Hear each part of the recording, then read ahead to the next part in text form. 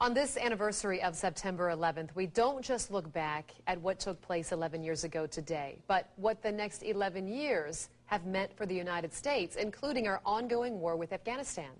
In his exclusive one-on-one interview with President Obama, Ben asked the commander-in-chief about why the U.S. has been fighting in Al-Quaeda in Afghanistan and Yemen, and yet seemingly supporting Al-Quaeda in Syria. So what did the president have to say? This is a reality check you won't see anywhere else.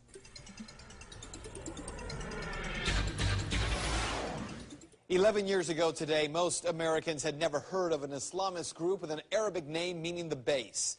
But within a matter of days and for the next decade, the name Al-Qaeda would become synonymous with terrorism. And 11 years later, we're still fighting Al-Qaeda in Afghanistan, Pakistan, and in Yemen.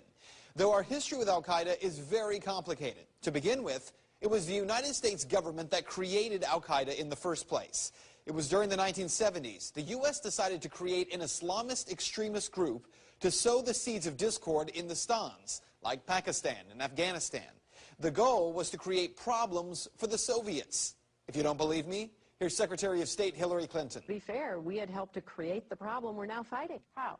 Because when the Soviet Union invaded Afghanistan, we had this brilliant idea that we were going to come to Pakistan and create a force of mujahideen, equip them with Stinger missiles and everything else to go after the Soviets inside Afghanistan. Now, history tells us the United States actually created this enemy Al-Qaeda.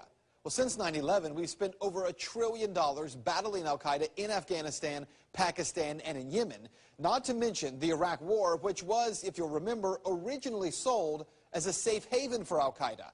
That, of course, turned out to be false.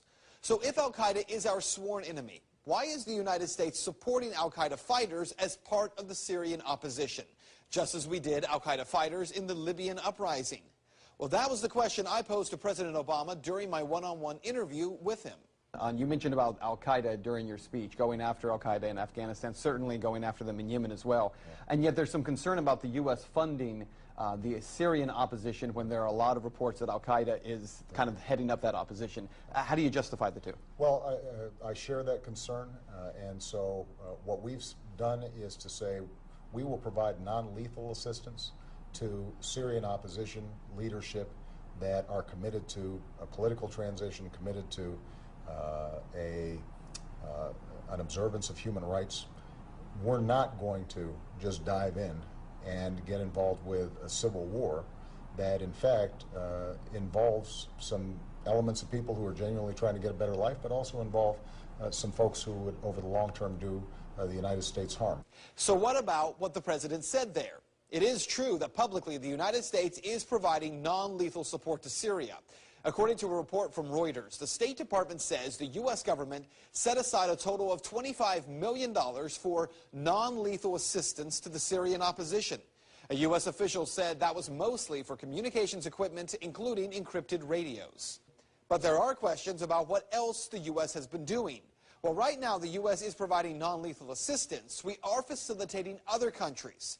According to the New York Times, the weapons, including automatic rifles, rocket-propelled grenades, ammunition, and some anti-tank weapons, are being funneled mostly across the Turkish border by way of a shadowy network of intermediaries, including Syria's Muslim Brotherhood, and paid for by Turkey, Saudi Arabia, and Qatar.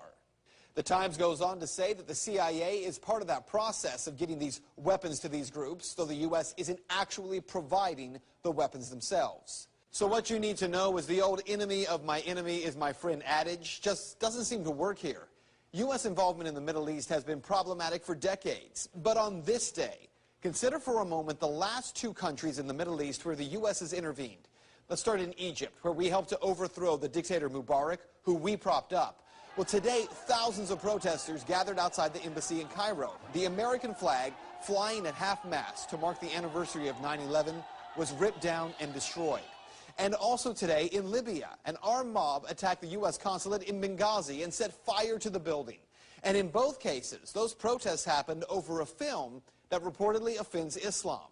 The point is that the same opposition we support today very well may be the same militants who we're at war with tomorrow. A foreign policy that doesn't seem to make a whole lot of sense. And that is Reality Check.